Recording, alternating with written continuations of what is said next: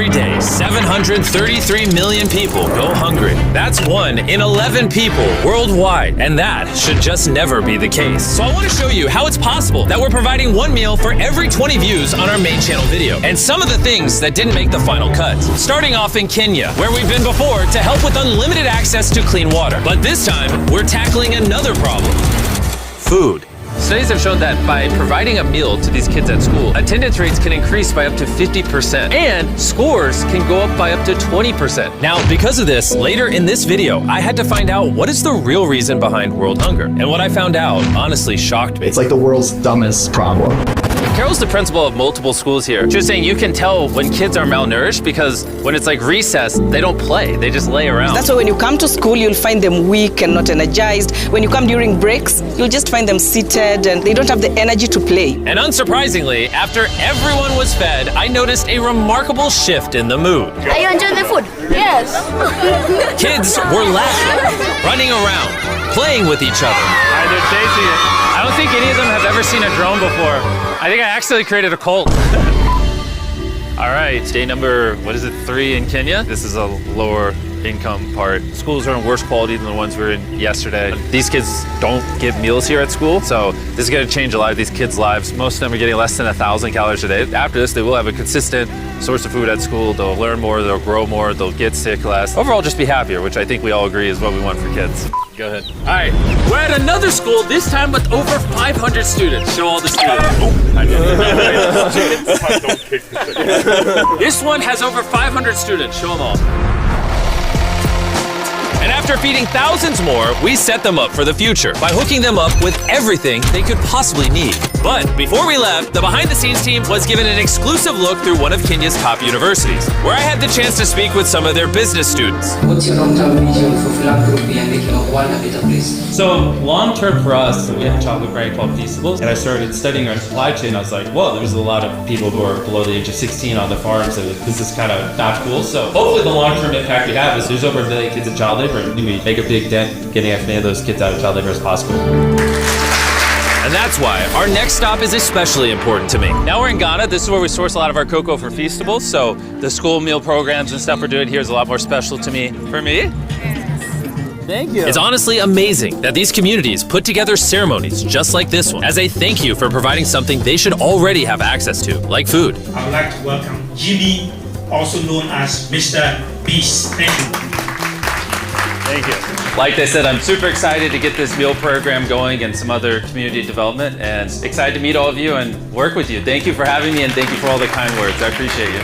So this is our native kente, and they want to wrap you with the kente to show our appreciation. So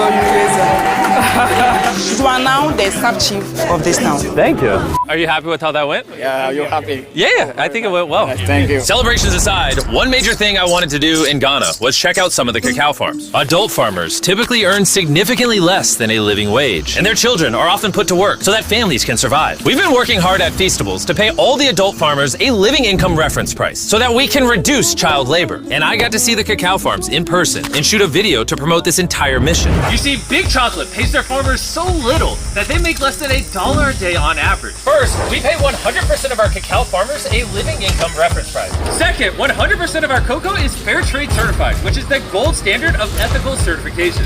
Appreciate you. Appreciate you guys. I'll see you guys tomorrow. There you go. Thank you. Everyone who watches the main channel video might not fully understand the impact, but this is going to keep a lot of kids at school. It's going to lower the dropout rate. It's going to get people off cacao farms, which is what I'm trying to do at Feastables. We just kicked off the school meal program here. Crazy enough, they had 10 kids enrolled because rumors went around that I was starting a meal program. And then since we started a couple of days ago, 11 more have enrolled. So 21 just because of the free meals, which is great because there's 21 extra kids, most of which probably would have been working on cacao farms. They said like 97% of kids here came from cacao farms. And now they're getting well fed and getting an education. Over the past few years, we've done everything we can to give back, like building 100 wells in Africa, 100 houses across the world, and helping 2,000 people walk again. And after 73 philanthropy videos, with the help of you guys, we've spent over $90 million towards these projects. And while that might seem like a lot, there's still a lot more work to be done. And while countries in Africa struggle with a lack of food, in America, there is too much food going to waste. How many people have you fed in your life? At least 3 to 5 million people. Isn't that crazy? It's unbelievable. This is Evan, and for the last 6 years, he's dedicated his life to building Sharing Excess, a nonprofit organization dedicated to reducing food waste and feeding those in need. And they've saved over 118 million pounds of food from going to waste. And it's all possible thanks to volunteers, donations, and this massive warehouse. This building alone is the size of 14 football fields. It has 700,000 square feet of refrigerated warehouse space. I didn't know buildings this big existed. Look how long it is. And this is just one section. There's a ton of these. Since unbelievable amounts of food end up in landfills each year, reducing food waste could literally end world hunger. And after talking with Evan, I really started to understand why. Over the last 3 years, we've done 24 million pounds of produce just from this one building. And before 3 years ago, they were just throwing it away? Yeah, it was about 10 million pounds every year that they were throwing away. And they would spend $1 million to throw that food away. It's like the world's dumbest problem. But we have an organization that's set up to cook the food into meals. Obviously, it's genius that you're doing it, but why did no one do this earlier? Everyday consumers like us have no visibility to it. It's basically these guys in their trucks and they're like throwing away truckloads and truckloads just because it's convenient for them. We're there as consistently as a trash truck would be there, and we kind of beat the trash trucks. Pallet of food that they would throw away would cost them $100. We've saved them at least $1.5 million in waste costs here. In America alone, nearly 133 billion pounds of food goes to waste every year. That's the equivalent of almost 200 Empire State Buildings each year. And people like Evan are finding smart, scalable ways to reduce this number. What do you have planned for us today? So today we'll be going through a day in the life of Sharing Excess. We'll be saving some food, we'll be sorting through it, we're gonna cook the food that we rescue into meals, and then we're gonna give it out to people. It's gonna be a great day. Every day, Evan gives you excess food that would have been thrown away. You customize a recipe around it, and then make it at scale and give it to people in need. You are absolutely correct. For free? Yep. Why? That's part of my past. I'm formerly unhoused myself. I struggled with drugs and alcohol for a long time, and I know what it's like to be hungry. Just while shooting this video, we made 300 meals in that kitchen. But because of the views the main channel video will get, Chef Matt is going to be able to make thousands and thousands of meals for people. Nolan, I think we're gonna need some more peppers. Can you come back real quick? Some more peppers? All right. All right, they're gonna be right over to the right in there. And Oh, here? Yep. Did you just lock Nolan in the freezer? It depends what you mean by lock. You're my new favorite chef. Is this a lock me in the fridge bit?